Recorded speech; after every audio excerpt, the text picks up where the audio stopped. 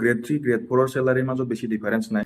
মই লোনত বস্তু এখন ল'ম, গাড়ী এখন পইচা নজৰিব, কাৰণ উঠিব যে মই কি কৰি আছোঁ।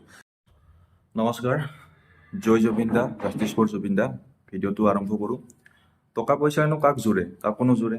যিমান হ'লেও নজোৰে। আজি 1 লাখ টকা যদি হৈ যায় মোৰ চেলাৰীটো, তেতিয়াহ'লে মোৰ যিবিলাক চখবোৰো বেছি বেছি টকাৰ হৈ যাব। মোৰ সাজ পোছাকৰ দামটো বাঢ়ি যাব।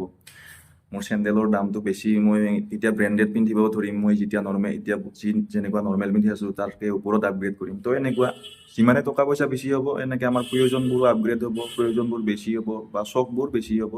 সেয়ে কথা। তো গ্ৰেড 3 গ্ৰেড 4 চেলাৰীৰ মাজত বেছি ডিফাৰেঞ্চ নাই। বহুতে সুধি আছে গ্ৰেড 3 আৰু গ্ৰেড 4 চেলাৰী জোৰেনে? তো জোৰে নজোৰেতো সেইটো আমাৰ নিজা নিজা ব্যক্তিগত কথা। কোনোবাৰ অলপ পইচাত জৰি যায়, কোনোবাৰ বহুত পইচা হ'লেও নজৰে। গতিকে সেয়া সকলোৰে ব্যক্তিগত কথা। যদি মই বা আপুনি বেছি চখ ভাল পাওঁ বা শ্ব অফ ভাল পাওঁ, তেতিয়াহ'লে আমাক যিমান পইচা হ'লেও নজৰে। যদি আমি মিতব্যয়িতাৰে বা প্ৰয়োজন অনুসৰি চলিব নাজানো। প্ৰয়োজনত চলা আৰু চখত চলা আৰু শ্ব অফত চলা দুটা কথা। যদি আমি চখ আৰু শ্ব অফত চলোঁ, তেতিয়াহ'লে আমাক পইচাই নজৰিব। যদি আমি প্ৰয়োজন অনুসৰি চলোঁ, তেতিয়া নিশ্চয় জৰিব। হয়তো এতিয়া যিমানে চাকৰি বিচাৰি আছে বা মই যেনেকৈ চাকৰি বিচাৰি আছিলোঁ, আমি চখ পূৰাবৰ কাৰণে চাকৰি নিশ্চয় কৰা নাই। হয়তো আমি তাৰ মাজতে এটা দুটা সৰু সুৰা চখ নিশ্চয় পূৰণ কৰিছোঁ, কিন্তু ডাঙৰ ডাঙৰ চখৰ কাৰণে নাই।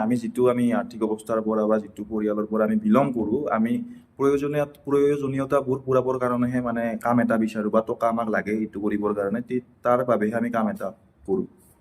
তো সেনেকুৱা কথা।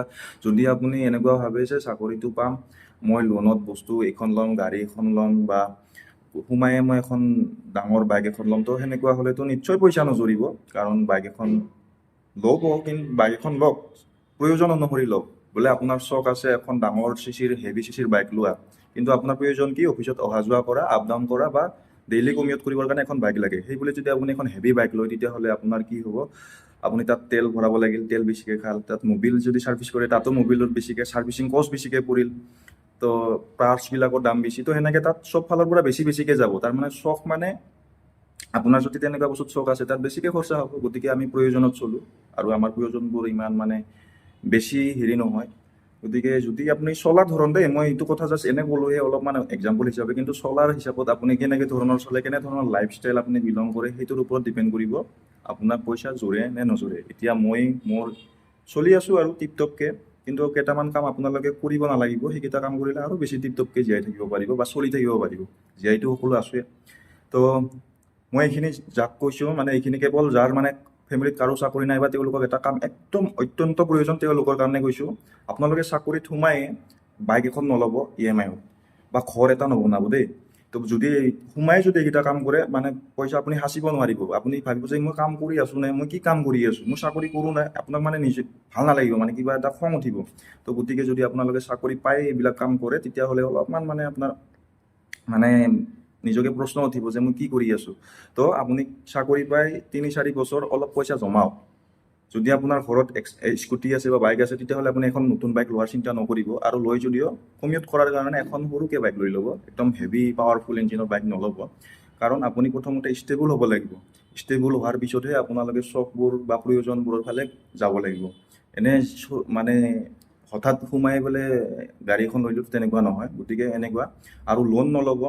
মেইন কথা, লোনটো হৈছে এনেকুৱা বস্তু, মানে আপোনাক প্ৰথমতে যদি 1 লাখ ল'ল, পিছত আপোনাৰ 2 লাখ ল'বলৈ মন যাব। যদি আপুনি 2 লাখ ল'ল, তেতিয়াহ'লে আপোনাৰ আৰু বেছি ল'ব মন যাব।